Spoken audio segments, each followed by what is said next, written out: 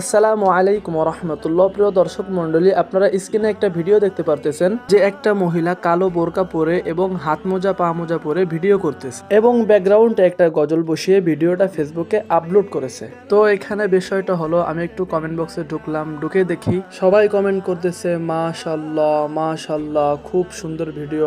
আবার কেউ কেউ বলতেছে মাশাল্লাহ পর্দাশীল নারী। আচ্ছা ভাই, আপনারা কি এটাকেই পর্দা মনে করেন? যদি এটাকেই পর্দা মনে করেন তাহলে মুফতি মোহাম্মদ আলী সাহেবের বয়ানটি একটু শুনে যাবেন।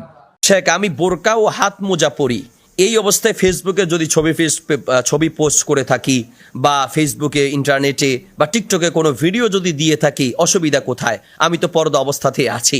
প্রিয় বোন, আপনি পর্দা মানে হয়তো মনে করেছেন যে শুধুমাত্র বোরকা পরলে, হাত মোজা পরলে, পা মোজা পরলে আপনার পর্দা হয়ে গেল। আসলে বিষয়টা এমন নয়। এগুলো পর্দার একটা অংশ। ঠিক তেমনি আপনার শরীরের অবয়ব ঢেকে রাখা এবং আপনার শরীরের আপনার অবয়ব, আপনার শরীরের ভাঁজ, এগুলো অন্য পুরুষদের থেকে দূরে রাখা, এটাও আপনার উপরে আবশ্যক। এটাও পর্দারই একটি অংশ।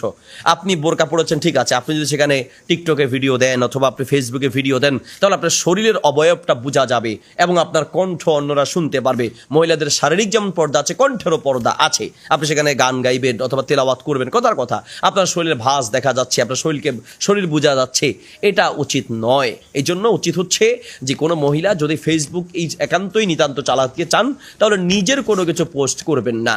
আপনার শরীরের গঠনটা তো অবশ্যই দেখা যাচ্ছে, বোরকা পড়লেও এগুলো কোনো মহিলার জন্য উচিত হবে না। একজন নারী, সে যেমন তার শরীরকে অন্য পুরুষ থেকে দেখা থেকে বিরত রাখবে, তার কণ্ঠটাকেও সে পর্দায় রাখা উচিত এবং পরপুরুষ থেকে তার শরীরের অবয়ব বা শরীরের ভাঁজ ইত্যাদিও অন্য পুরুষ থেকে বাঁচিয়ে রাখা উচিত। আল্লাহ তাআলা আমাদের বোনদেরকে পরিপূর্ণভাবে পর্দা বুঝার এবং করার তৌফিক দান করুন। আমিন।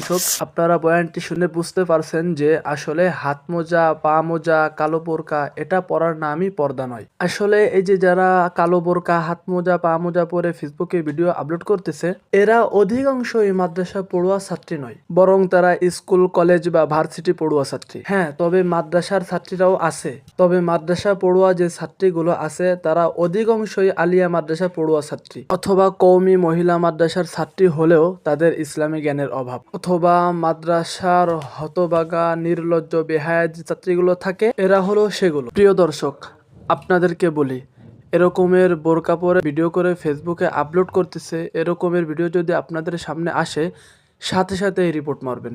কেননা এরা নেক্সট সুরাতে যাদের ইসলামী জ্ঞান কম আছে তাদেরকে গুনাহের দিকে ঠেলে দিচ্ছে।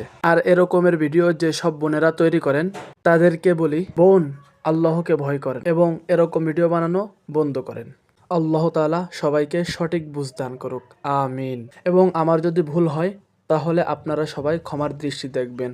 আসসালামু আলাইকুম ওয়া রাহমাতুল্লাহি ওয়া বারাকাতুহু।